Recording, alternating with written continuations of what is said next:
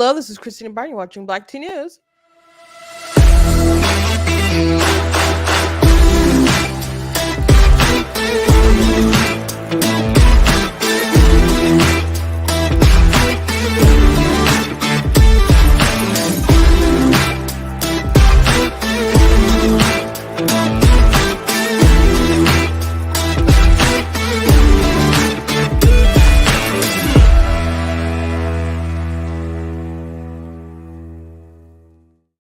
Hello. Welcome to Black Tea News. I'm your host, Christina Barr, and today we're going to be talking about this crazy Kristi Noem story about her dog. The story's in her book, and it's been going on for days. And to me, she kind of keeps digging the hole kind of worse because she had I guess the story is it's supposed to be about how she, had to make a tough decision, and she was able to make tough decisions. And people are like, you shot your dog.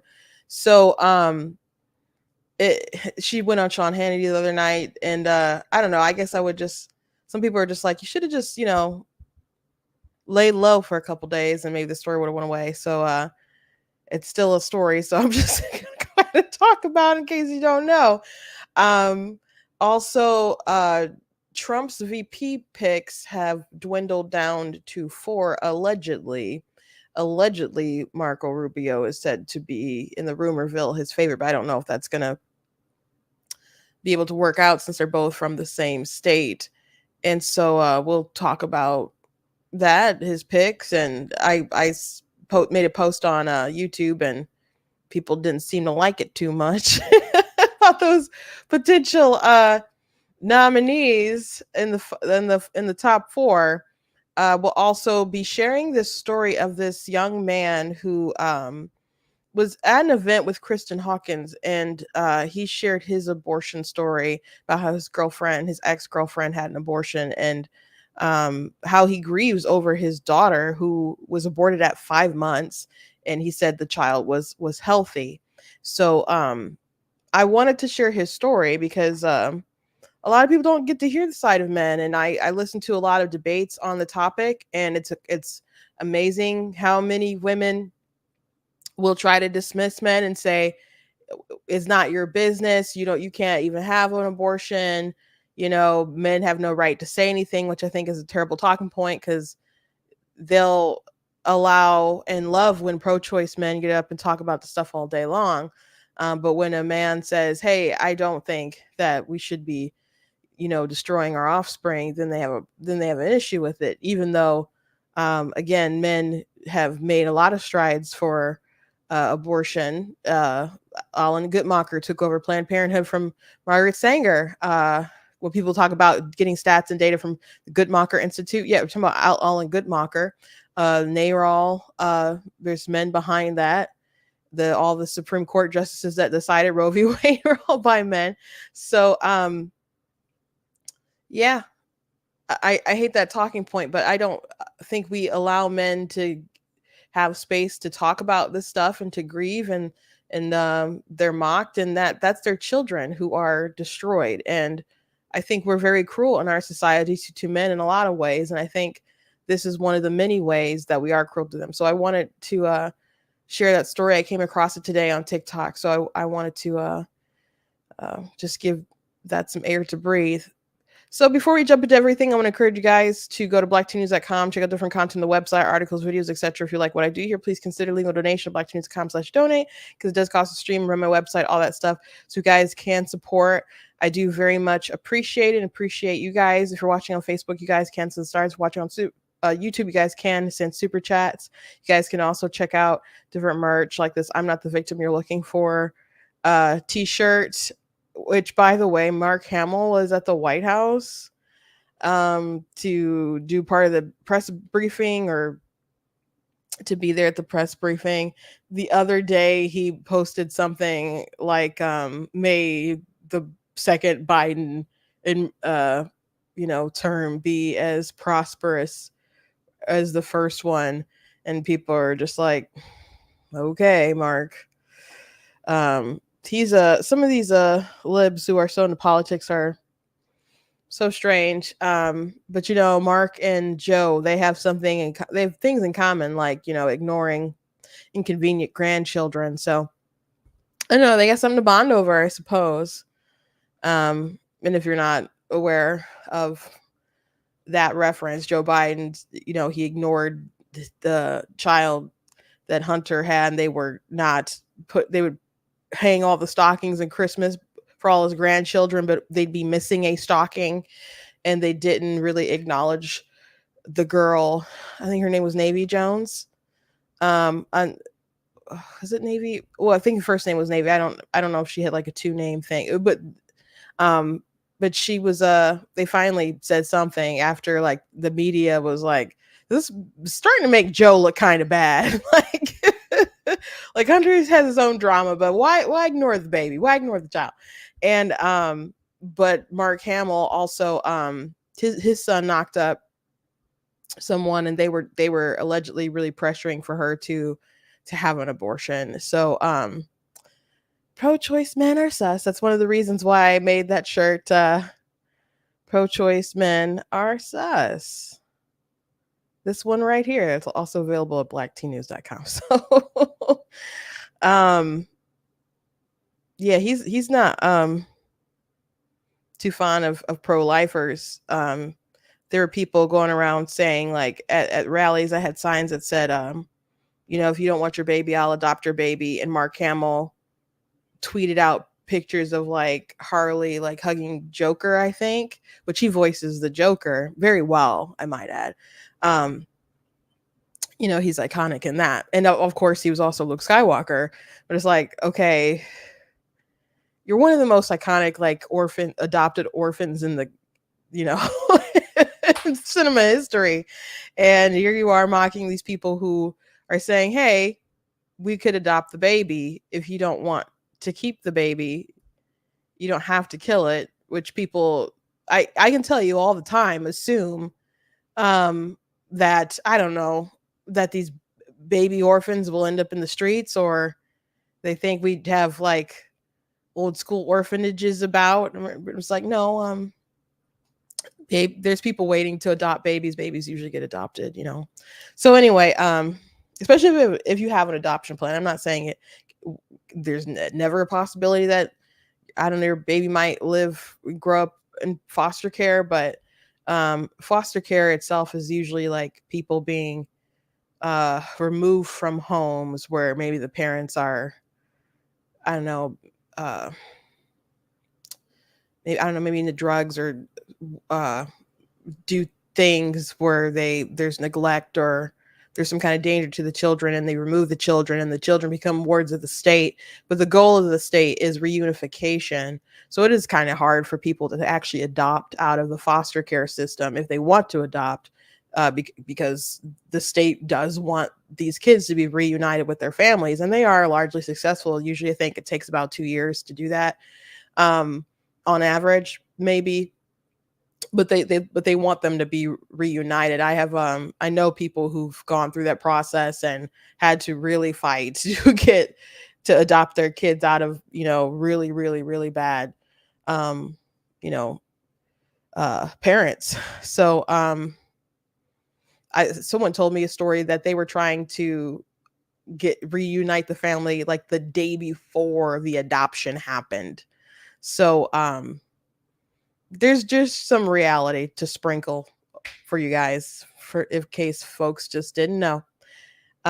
Anyway, I want to go ahead and start with this story, since we're on the topic of this young man and abortion, and his girlfriend aborting his baby again, because I think it's a powerful story that a lot of people ignore.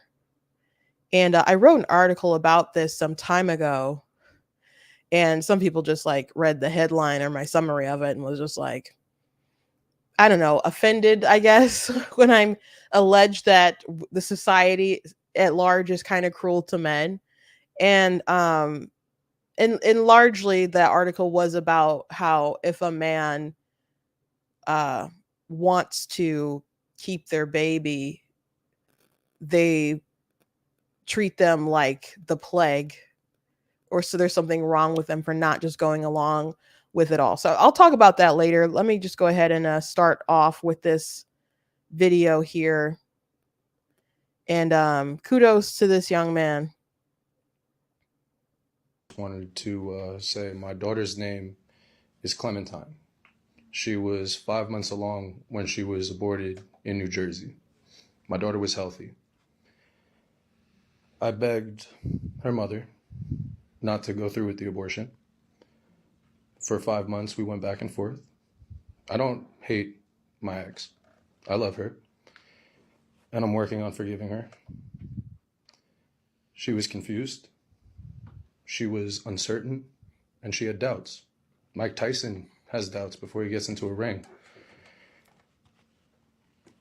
This was an option, and she took that option, and she regrets it now. Why do you think, and this is just a thought that just came into my head, why do you think that people dehumanize my Clementine?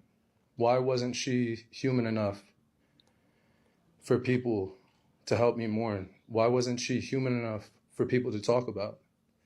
My mother was given birth to prematurely at 5 months. My daughter was 5 months. I didn't get to say goodbye to my daughter. I didn't know about the abortion until after it happened. I begged her not to do the appointment. She told me that she canceled it. My daughter was 5 months, and she was ripped apart. My daughter doesn't get a funeral. My daughter doesn't get respect. As my friend asked, yeah, medical testing on a healthy baby. Why? My girlfriend didn't pay for the abortion. The clinic did.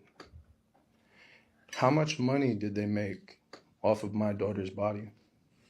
How many other babies did the doctor kill since she's been dead? This has been a month and 3 days. This happened March 12th and 13th.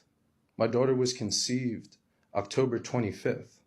She was supposed to be born July 20th. My daughter was a person. My daughter is an angel. And I pray for her every single day. I talk to her.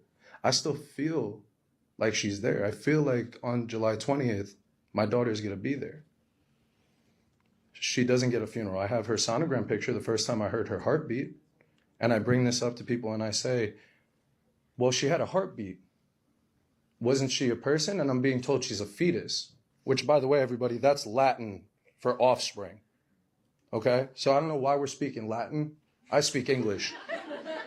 And my daughter not only matters, but I do not want my daughter to be forgotten. I want my daughter's story to be talked about. I want her to be remembered. She wasn't just a fetus. And yeah, maybe she was just a 10%. Maybe. But she was a lot more than that for me. For 5 months, I'm told by my friends, I'm crying over somebody I never met before. I'm told by people, well, she wasn't even a person. She was just a fetus. She wasn't even a baby. She wasn't fully developed. My daughter was still growing. And my relationship with my daughter was going to grow for the rest of our lives. Why isn't my daughter human enough for people to care? Why isn't my daughter woman enough for her to have a body and for her to have a choice? My original question when I was coming up here was, can I see the clamps? I don't want to see the clamps no more. I've heard enough about it and I've seen the pictures. And yeah, the guy said Wi-Fi and Google search. You could Google what it looks like. It's out there. I did. I wouldn't recommend it. I still have nightmares. My daughter was going to be beautiful, but now I don't know where she is. I'm just so confused. I get it. I'm just a man. You know what I mean? But men, we're not supposed to have feelings. As a father, because I'm still a father. As a father, I'm just supposed to forget. I'm just supposed to move on. And I'm confused. So my question really isn't for you because you understand. My question is really for society. Why doesn't my daughter matter? Why wasn't she enough? Why didn't she get a chance to live? And ultimately, no, I'm not blaming my ex. She had doubt and she regrets it. Ultimately, this is our government's fault. We've stopped evil laws in the past, in America, in Germany, and you guys know what I'm talking about. We came together and we stopped evil laws. This is an evil law that killed my daughter. Her mother did not kill her. Again, doctors like this man right here, you're not to blame. Thank you for doing what you're doing, and thank you for speaking up, because this is important. And not enough men care enough to speak up. So thank you. I hugged this man today. I don't know who did this to my daughter. I wish I could ask him, was my daughter beautiful? That's all I want to know. What did her face look like? My daughter matters. And I really hope that everybody remembers Clementine. And I hope you think about Clementine as much as I do. She is loved and she is not forgotten. And I hope that everybody can keep her memory alive too. Thank you. Well, your daughter is beautiful. She's more beautiful than us because she's not here in this imperfect world. To answer your question bluntly as to why didn't Clementine matter enough? The answer is people don't want her to matter.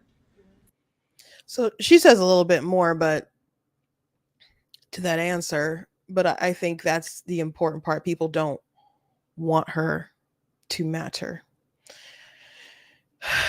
I talked the other day about how it's really hard to kind of, I guess, win on this issue, maybe because you have to change hearts and minds, and Joe Biden and other people will take a story from a woman and they'll talk about all the hopes and dreams and things. There's an influencer, I can't think of his name, but he had a show called The Uncomfortable Conversation. I talked about it a lot when it happened, and I wrote about it in my book too. But he had 5 women on his panel. I think 4 had an abortion, and one of them was like medical. So I think it was like topic pregnancy. So he was really reaching with that one. But they were all talking about why they wanted to have an abortion or needed an abortion. And he even asked a question of one woman, like, would you say that the abortion, saved your life? Which it didn't medically save her life. They had abortions for financial or professional gain. One of them was a Olympic, gold medalist. I think a gold medalist. But had an abortion right before the Olympics. And so people, they'll push those kinds of stories and empathize with women in tough situations. That's what they'll say. Like, well, it's not that they have these abortions and it's willy-nilly. It doesn't, I can appreciate that it's a difficult decision, but it should tell you something that it is a difficult decision. But just because you wrestled with a decision, it doesn't mean that you didn't make the wrong one, that you didn't make an immoral one, and that you or other people should still be allowed to keep making this terrible, unethical decision.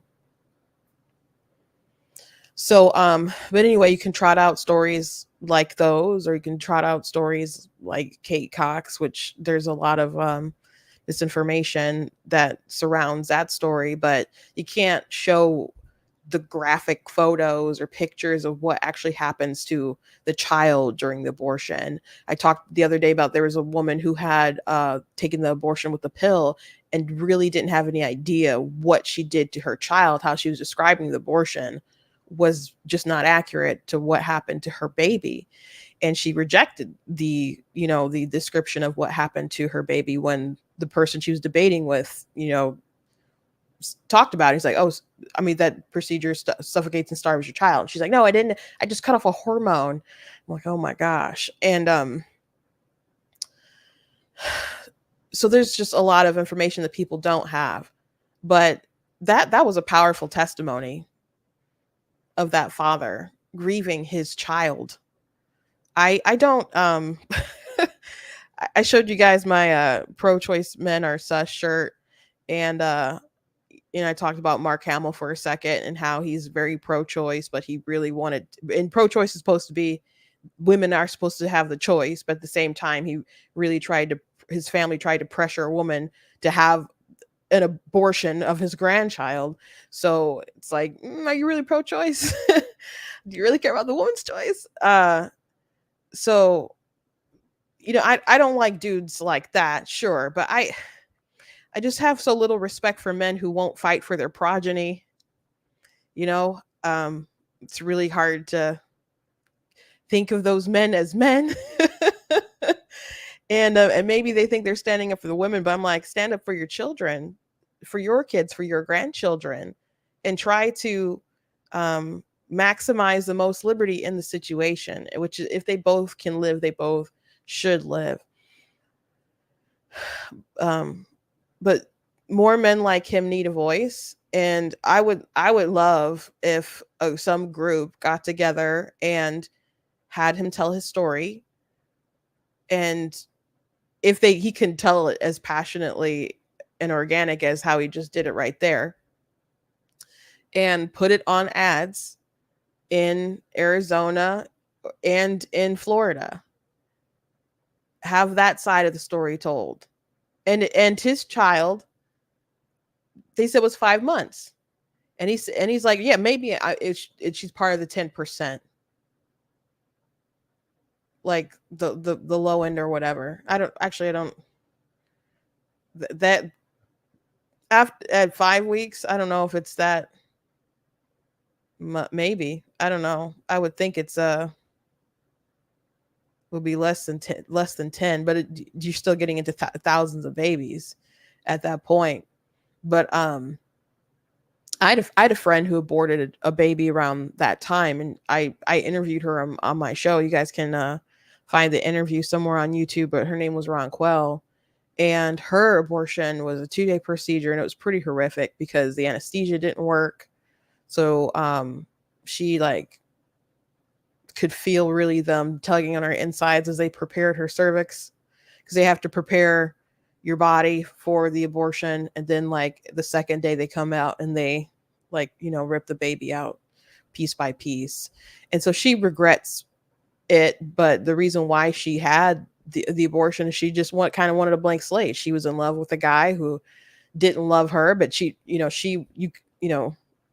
wasn't really grasping that at the time, but she was in the midst of graduating high school, and she just didn't feel that she was ready, and she really wrestled with it. So that's why it happened so late. She just had trouble deciding. She didn't, want to tell her mom, and her mom was upset, but ultimately her mom, said it was her decision. And looking back, she knows that she could have made it work. And not too long after that, she got pregnant again and had a miscarriage. And so she wanted to keep that baby again. That happened not too long after that incident, and she couldn't keep that child. So which goes to show that she probably could have made that work and kept that child and loved that child. And the child would probably she's a member of my church, probably I guess she'd be pretty old. Not pretty old, but she'd I don't know, not old, like not a teenager, but anyway, she regrets what she did. But it's a brutal procedure to do it that late. They're all brutal procedures. There's not a nice way to have an abortion. But we are not kind to men. Again, they criticize men. They don't want them to have a say at all in this conversation, even though it's their offspring, even though they are members of our society, advocating for other human beings who are members of our society. And I wrote an article about this before, because there was a man on Twitter. I think it was still Twitter at the time. Maybe it was, maybe it wasn't. It might have been X by then, but I don't think so. I don't know. It's not relevant.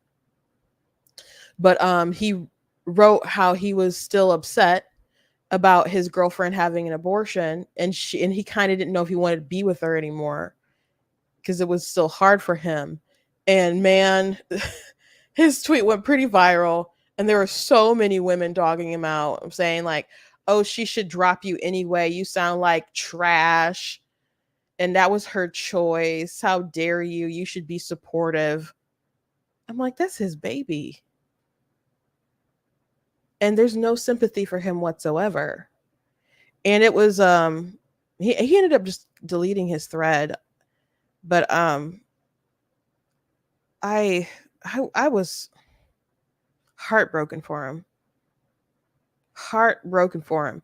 And it's really messed up because I'm thinking about these conversations right now on TikTok, and I've seen it bleed into Twitter about women would choose if they had to be alone in the forest with a bear or a man.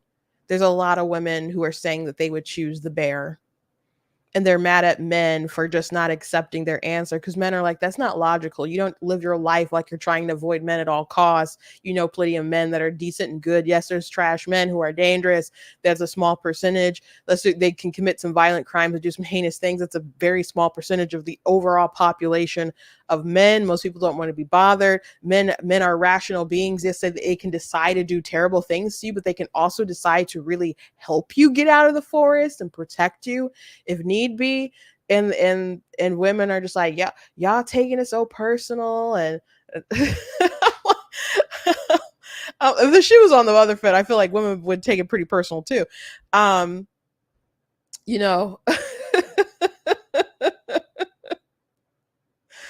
But they're dogging men in all these kinds of different ways about how they shouldn't be offended by women saying that they'd rather choose a bear than a male population at large.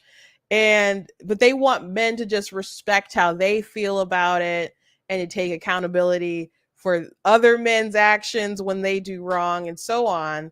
And I'm like, can women just not see themselves at all in this conversation? And I was briefly on a live. There's too many people on there, and some of them were really aggressive, more aggressive than I want to be during a conversation. So I just ended up dropping. And they would say things like, "Y'all need to hold men accountable like women hold each other accountable," and I'm like,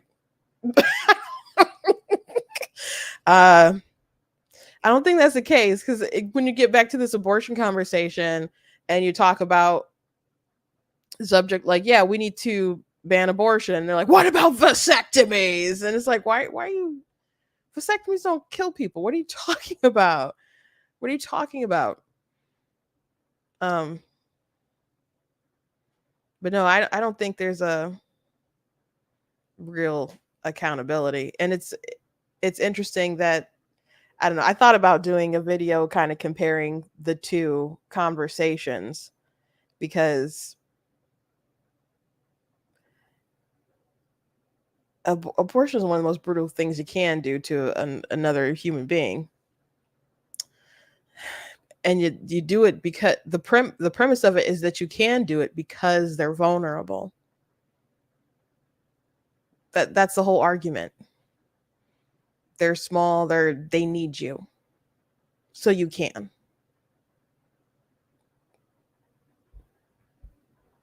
He was very kind to say that he doesn't blame, he's trying to forgive his girlfriend. I think that's the right way to go. I'm not saying they should get back together.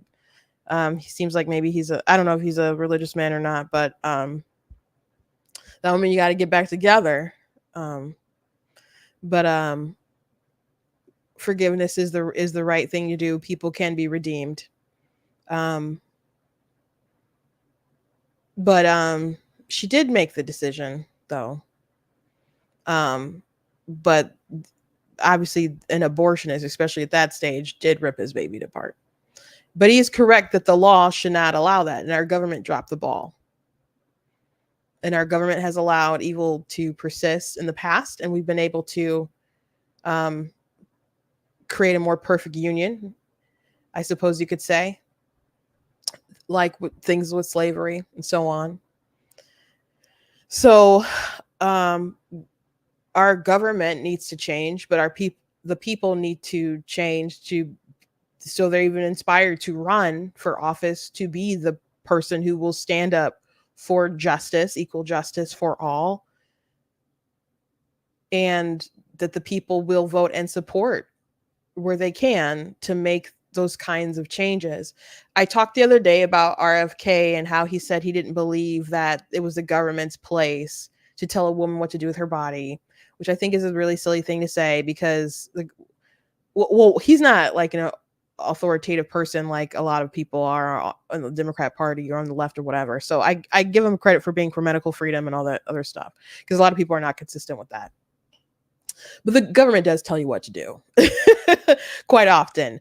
And there's usually a line when you decide to be aggressive toward another individual. So there's a line that you can't cross. I can't just use my full bodily autonomy to find out where you live, hunt you down and kill you. Like I can't just do that because I'm doing it with my body. There's limits, right? So the government does tell you that you can't use your body to go destroy another body. And as far as telling a woman what to do with her body, there is a body inside of her body. When a woman goes to have an abortion, like this man and his baby at 5 months, the doctor didn't rip off the mother's. When she went to go have an abortion, she didn't expect to die. She expected the doctor to rip off an arm, rip off a leg, to crush a skull, to scrape out the rest of the guts. She didn't expect to be missing limbs at the end of that procedure. She expected to not have a baby inside of her. So it doesn't make any sense to say they're telling you not what to do with your body. There's another body in the body. Everybody is aware of that, and not everyone wants to acknowledge that, but that's the truth. So the role of the government is supposed to be to protect our inalienable rights. That's what they're supposed to do. So if this child is human and alive, the government has a duty to protect them.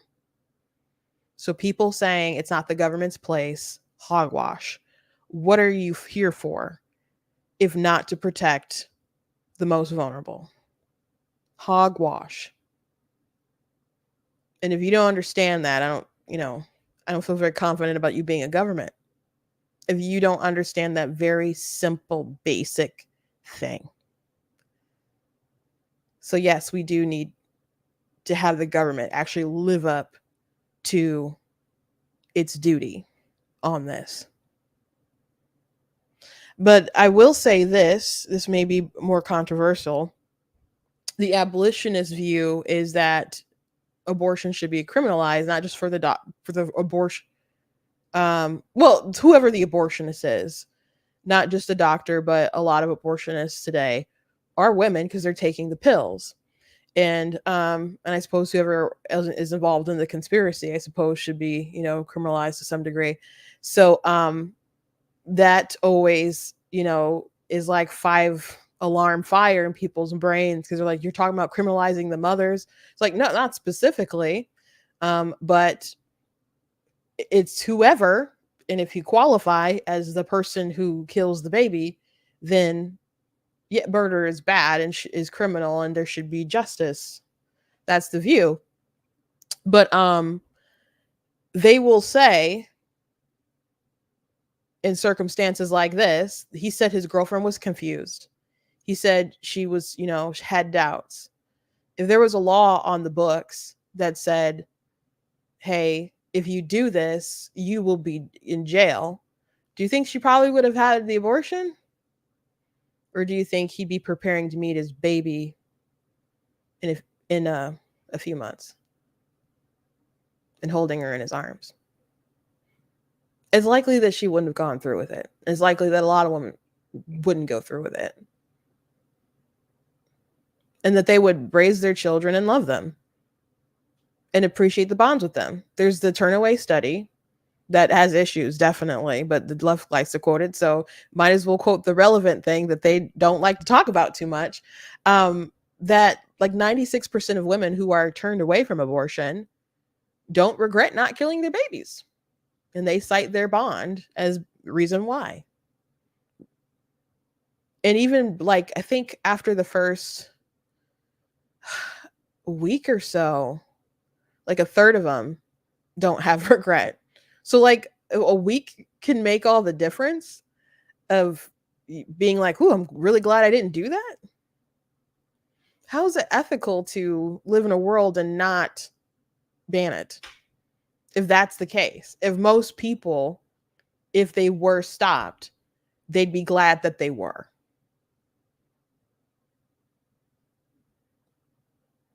Aren't we like causing a massive problem here. And some people would say, well, it's their choice. Well, some things you shouldn't allow for there to be a choice. And like, well, you can't stop them. Oh, you can't stop a lot of people from doing a lot of terrible things. That's why we have a justice system. It doesn't mean that we should roll over and just, make it comfortable for you to do awful things. So, other things to think about regarding that topic. But I do appreciate this young man telling his story. Um, you know, Clementine, should definitely get justice. And I wonder if he named her himself, but his story should be told. And I'm grateful to be here today, honoring his wish that people don't forget his daughter. And I really hope Right to Life, live action, whoever can get with this young man and really help elevate men like him. Because men are hurt in this process. I've watched videos with men crying and begging outside of clinics, begging women not to kill their babies. It does take two to tango. It is half their DNA, at the very least. Now, of course, there's trash men who pressure women into getting abortions. There's men who pay women to get the abortions. There's men who will call the clinics themselves and arrange the appointments. Really scummy guys who try to really belittle it and be like, no, just take a pill. Like that Fit and Fresh guy told his girl, like, no, it's not killing a baby. It's just taking a pill. It's just taking a pill. Like, what does a pill do? Of course, there's really scummy guys out there. And there's really scummy women too. There's scummy human beings. We are hit or miss, guys. But we should pull together again and try to create a more perfect union and fight for equal justice for all. If it's wrong to unjustly kill me today, to conspire to kill me today, to poison me, to tear off my limbs, etc., it was always wrong to do that, even when I was in the womb. From the moment that my life began, that my human existence began, it was wrong to unalive me. I'm not saying there's not instances where it would be acceptable to take my life. If I was violently aggressing upon someone, or there was reason enough to assume I was a threat. Maybe I wasn't, but maybe that's a reasonable conclusion in some kind of scenario for some reason. And there's a tragic sort of decision made. You can, handle that in the courts. I'm going to a better place. My family would mourn, and they'd also rejoice. They'd be shouting and stuff at the funeral, crying and saying, she loved the Lord. When Mandisa passed away, K-Love said something that was so beautiful. They did tributes and stuff to her. She was a gospel singer. She was on American Idol. You might, if you watched American Idol, she was the really big woman who came on the show, and Simon Cowell said something like, we're going to need a bigger stage. And he ended up apologizing to her, but she had a great voice. And but they said she is with the Lord, singing with him. She lived her life singing about the Lord she loved, and now she gets to sing with him. And I'm not saying it exactly word for word, but that was the gist of it. And I'm like, oh my gosh, it's so beautiful. And I want people to say that about me at my funeral. I'm like, that's such a beautiful thing to say. But it's not wrong to unjustly kill me. So anyway, I mean, it's wrong. It's wrong to unjustly kill me. It seemed like I said that wrong, so I just want to clarify. Anyway, let's move on. I didn't mean to talk about that for that long, but again, I appreciate that young man. Kristi Noem, I don't want to talk about this for a long time. Um, as you recall, maybe you don't. It's always amazing how young people are to me.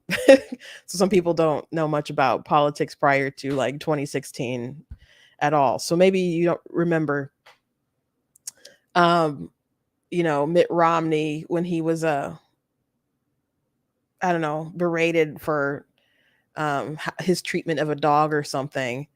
Like tying the dog to the roof of the car. um, I don't even know how true that story was, but I remember it was like they really came at him for it. Um, but Kristi Noem has a dog story, and so in her book, she put this in her book, and in 2000, well, actually I don't know when she did it, but this is the story from the Guardian. But in 2024, Kristi Noem, a strong contender named running mate to Donald Trump, the presumptive Republican nominee, has managed to go one further by admitting killing a dog of her own. Cricket was a wire hair pointer about 14 months old, the South Dakota governor writes in a new book, adding that the dog, a female, had an aggressive personality and needs to be trained to be used for hunting pheasant. What unfolds over the next few pages shows how the effort went very wrong indeed, and remarkably, how Cricket was not the only domestic animal Noem chose to kill one day in hunting season. Noem's book, going back, the truth of on what's wrong with politics and how we move America forward, will be published in the U.S. next month. The Guardian obtained a copy. Like other aspirants to be Trump's second vice president who have ventured into print, Noem offers readers a mixture of autobiography, policy prescriptions, and political invective aimed at the Democrats and other enemies, all of it raw material for speeches on the campaign stump. She includes her story about the ill-fated Cricket, she says, to illustrate her willingness in politics as well as in South Dakota life to do anything difficult, messy, and ugly if it simply needs to be done. By taking Cricket on a pheasant hunt with older dogs, Noem says she hoped to calm the young dog down and begin to teach her how to behave. Unfortunately, Cricket ruined the hunt, going out of her mind with excitement, chasing all those birds and having the time of her life. Noem describes calling Cricket, then using an electronic collar to attempt to bring her under control. Nothing worked. Then on the way home after the hunt, as Noem stopped to talk to a local family, Cricket escaped Noem's truck and attacked the family's chickens, grabbing one chicken at a time, crunching it to death with one bite, then dropping it to attack another.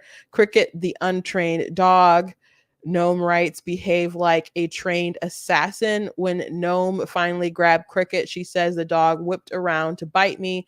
Then, as a chicken's owner wept, Noem repeatedly apologized, wrote the shocked family a check for the price they asked, and helped them dispose of the carcass littering the scene of the crime.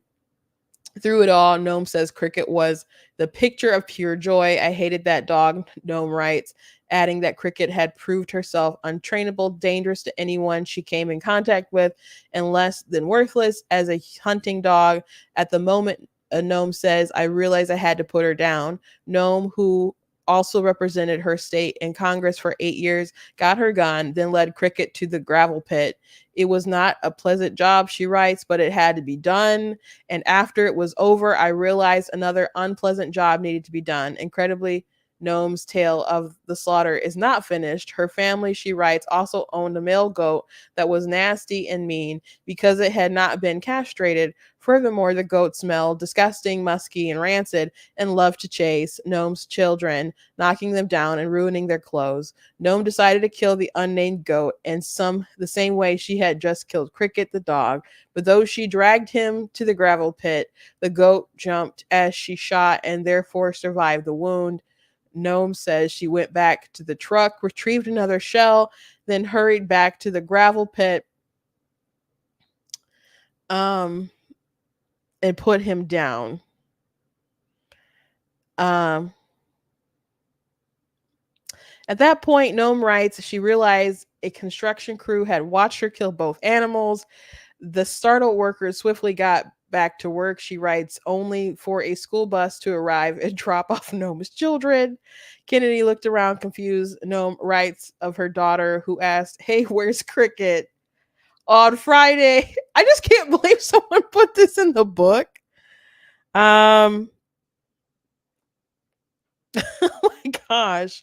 Um, so dramatic. On Friday, reaction to news of Noam's description of killing her dog and her goat included satire. The Barack Obama advisor turned podcaster Tommy, uh, someone called her Jeffrey Dahmer with veneers, and people called her cruel or whatever. So that's basically the end of the article describing it. So they use a lot of quotes from the book. A lot of the descriptions are in quotes. So they obtained a copy. So Noam said that the fake news was spreading stuff about, I don't know why she decided to go on Hannity. Some people are like, when stuff like this happens, you could just let the media ride it for a couple days, maybe a week or so, and then you just let it go. But it's interesting. She put in her book, and no one, an editor or nobody was like, do you really want to include this story?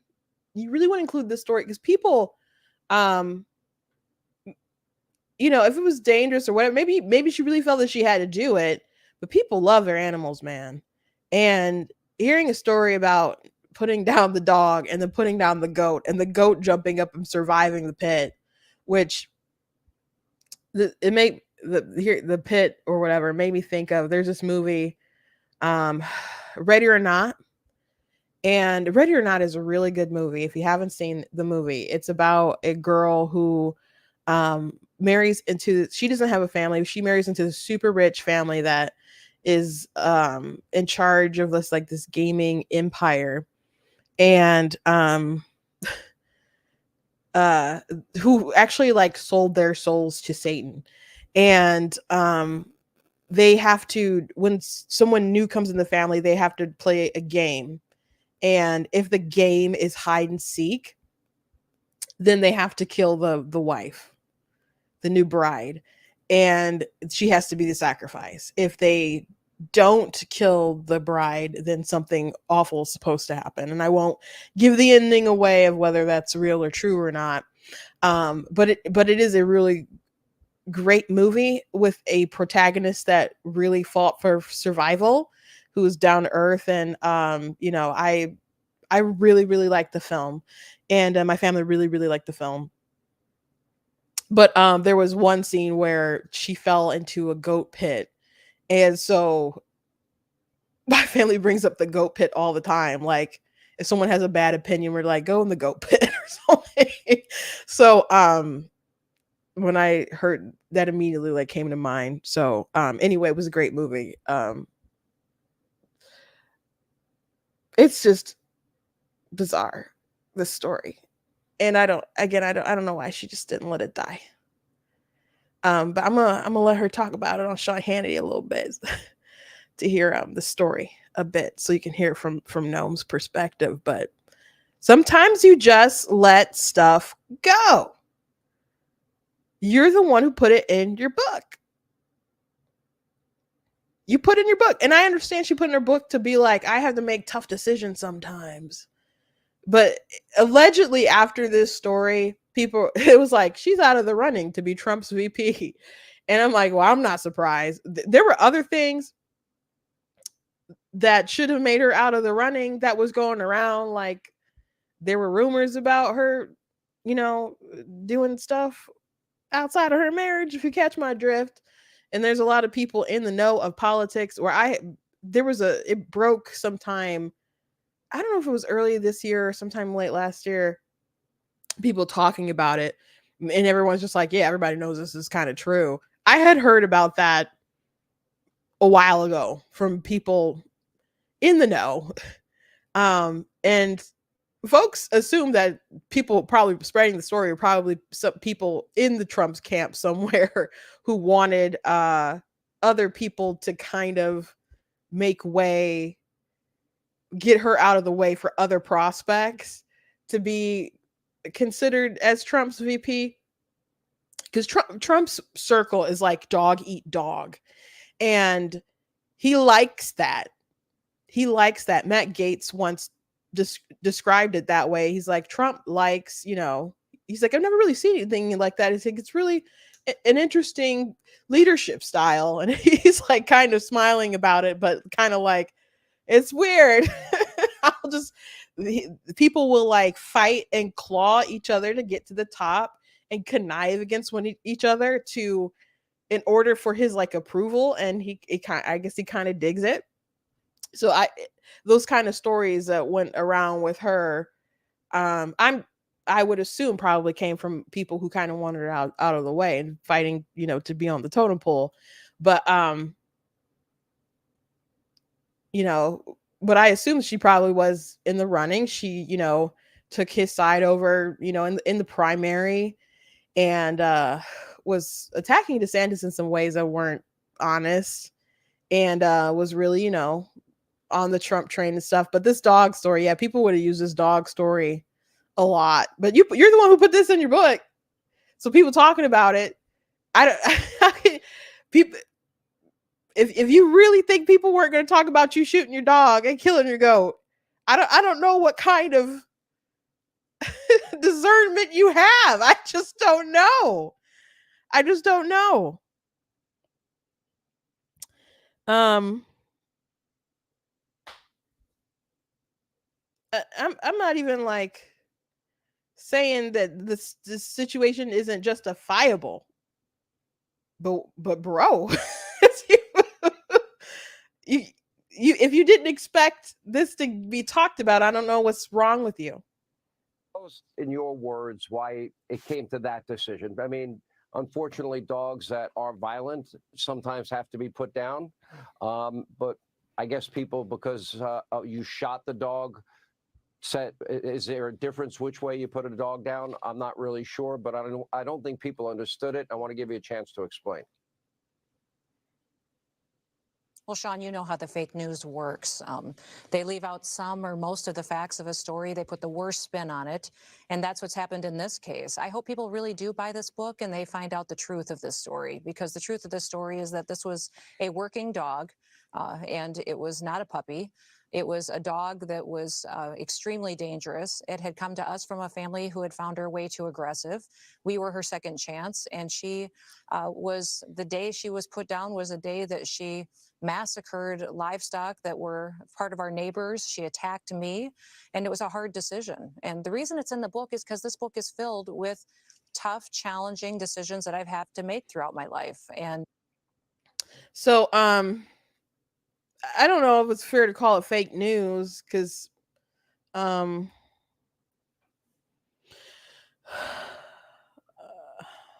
it's 14 months not a puppy. I don't know. I don't know a lot about dogs. I'm not an animal person, to be frank, but the Guardian did the story. They included that the dog tried to bite her and that the dog massacred the chickens. So that's in the story. People still don't like it. People still, if you can't learn from Mitt Romney's people coming at about the dog. I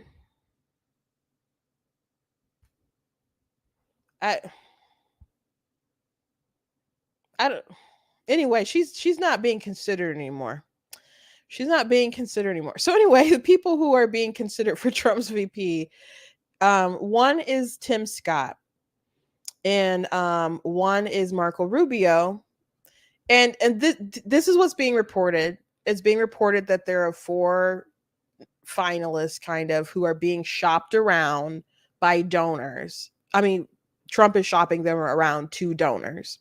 So it's Tim Scott, Marco Rubio, Doug Burgum, and JD Vance.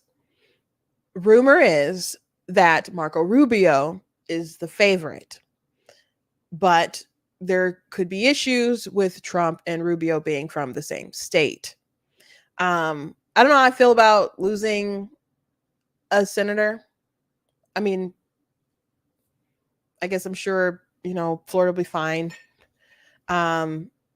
Same thing with Tim Scott. If, he becomes a VP. You know, I would assume Burgum is interesting to me. I guess Burgum was when he got out, he was quick to turn around and endorse Trump. Um, he was so low radar. I didn't care for Burgum. He was so aggressive in the. I mean, he said some things that made sense and stuff in the debates, but sometimes he was just too thirsty for me. Way too thirsty for time. Um, Rubio, though, probably would come with a lot of money. If they're shopping him around to donors. Um, People really expected that he was going to do really well in 2016. That he was going to raise a lot of money, have a lot of money. I mean, him and Jeb were competing for a lot of big donor money and stuff. And people were like, oh, these guys are going to come in and have all this money and they're just going to take it and win it because they got all this money. But of course, Trump just came in and very quickly demolished Jeb Bush with low energy Jeb. And he just demolished him so quickly. Rubio stayed in there for a while. Rubio, who he eventually kind of imploded. Him and Ted had some good like team ups and stuff and debates, which sometimes candidates do that, like we'll team up, we're going to take out somebody. I don't know if that was the case, but kind of seemed like that was the case. But Kristi took him out. And Rubio, there was a moment, if you recall, in 2016 where Rubio said a line and then I think they basically called him robotic or something. And he just like factory reset and like said the same lines. And it's like, bro, you are so mechanical. So that was a big fail moment in 2016 for Rubio. But I think he would come with a lot of financial backing. People do think, Trump wants to be competitive for minority votes. I think those things, people claim they don't matter. I can tell you they matter to people when they consider such things. A lot of folks on YouTube, when I posted something about her, like, no, these are all establishment, except JD Vance. But I think JD Vance, a lot of people like him. He's a big MAGA guy. However, I think I know people want it to be like Ramaswamy or Tulsi Gabbard, folks like that, which I can appreciate a lot of stuff that Tulsi has said. I'm still, she was a Democrat not too long ago. So I'm like, how are you on all these other issues that, you were for, not too long ago? So I'd be concerned there. I thought Tulsi would have been a very formidable opponent if the Democrats wanted to uplift her, but that's their loss. They decided to go in another direction. Vivek would have been, in my opinion, an awful choice because of his I would say some of his conduct in interviews, some of the things that he said, and the fact that he's so green in the political sphere. And you can say, well, that's good that he's not a politician. Okay, but he's also barely a Republican voter. So I don't have all the time to go into the reasons why I wasn't too fond of like Vivek, but at the end of the day, I don't think if you really love Trump and you're on board with Trump, you're on board. And he can make a pick that's going to upset you and you're still going to vote for him. That's how it is. So he has to make a pick, or he ought to make a pick that's going to put people's minds at ease. The same way that Mike Pence put a lot of people's minds at ease when they're like, Donald Trump, he doesn't have a true conviction in his body. Like, I'm concerned. And so what do? You get a conservative governor, who seems pretty solid, who is very moral, or appears to be, or whatever, very solid guy in Mike Pence, to shore up those sorts of feelings. So Trump, his pick for VP will say a lot about how he plans to win, or if he really is fighting to win, or just to like raise some money for his court cases. But I would assume he wants to win. So, again, Burgum kind of puzzles me a little bit. I don't think it'll be JD Vance. If he's going for JD, that's a loyalty pick. That's a MAGA pick.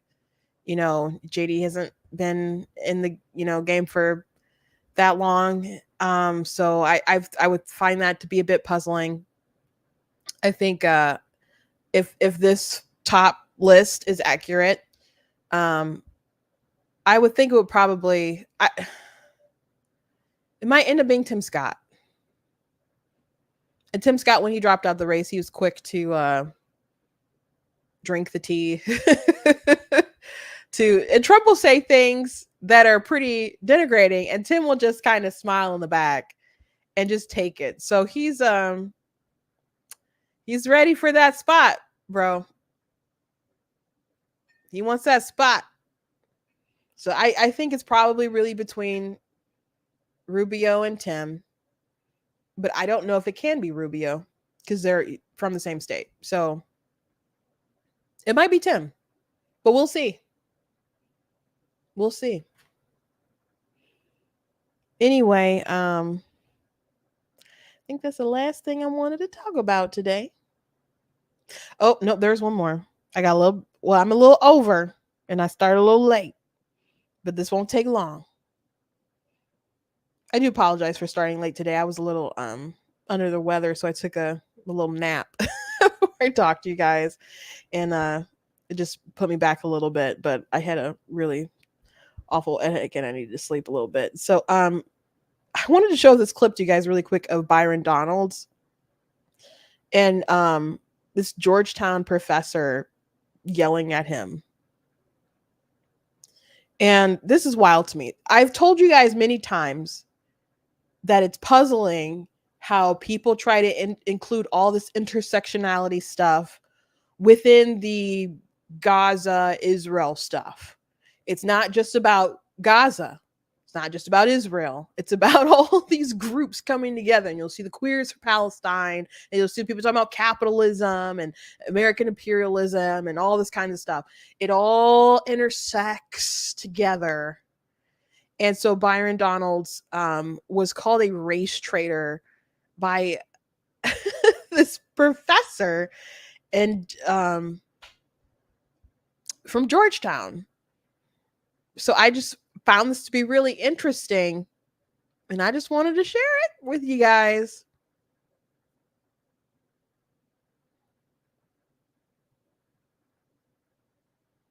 How much is APAC paying you, you race traitor? Race traitor, really? Yeah. So, Yeah. Uncle Tom. Why the United States is supporting a Jewish supremacist country? Outside agitators aren't allowed. You're working for a foreign entity, you bastard. Get him out of here. Sir. That guy's really old to be in college. And we're back live here. This is a professor from American University who also teaches at Georgetown. Another professor from American University, kind of having a civics class with the protest. So, Byron is so unbothered. He's just kind of old to be a student. Byron does not mind a good brawl. Byron will go on, MSNBC, whatever. So, Byron is not always right. I know a lot of people really love Byron. Byron is someone that people wanted to be Trump's VP pick too. I saw. You'd probably run into similar issues which you would with Rubio, but I think he's a little too new on the scene to do that too. But he's got a bright future ahead of him, I'm sure. I think one day he'll probably want to run for governor of Florida or something like that. You know, he's got options. You know, he's young. I think this is so freaking weird. This is so weird. Why is he an Uncle Tom? What does being black have to do with any of this? Why is he a race traitor? AIPAC is a group. It's a like an Israel pro lobby group. What does any of this have to do with being black? They conflate all of these things and their oppression Olympics, and it's supposed to be everybody against the white people, and they put the Jews in the white category. I've told you guys that people have told me that I should be on the side of the Palestinians because I'm brown.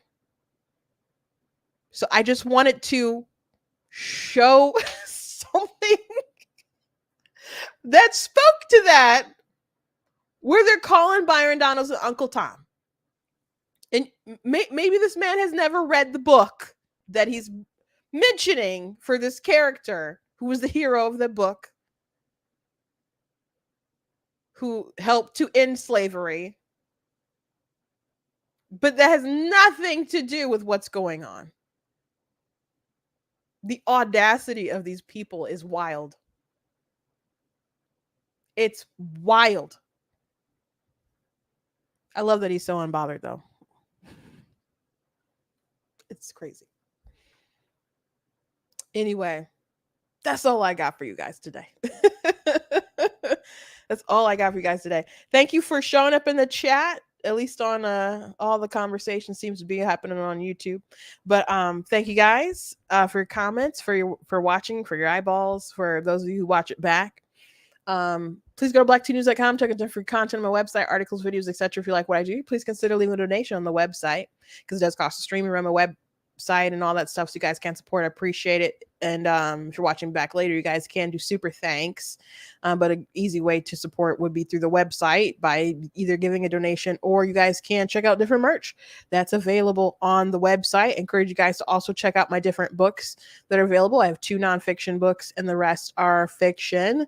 I write whatever comes to mind. I have all sorts of things. I have children's chapter books and books about werewolves and vampires and all kinds of different things. Though I might have like supernatural stuff, including demons, in my books. I don't glorify evil. A lot of my books really deal about like overcoming the darkness within human nature. So I'm trying to find a picture with here we go. The picture of me in my books. So I encourage you guys to check out my stuff. And also, I encourage you guys to have a safe weekend. I'll see you guys on Monday. I'm gonna have a long weekend myself. We have a women's conference going on at my church this weekend, so it should be fun, and we should have a great time. So I hope you guys have a enlightening and edifying weekend. Don't do anything I wouldn't do. God bless you guys, and thank you again for tuning in, being lively again in the chat, and I'll see you guys on Monday.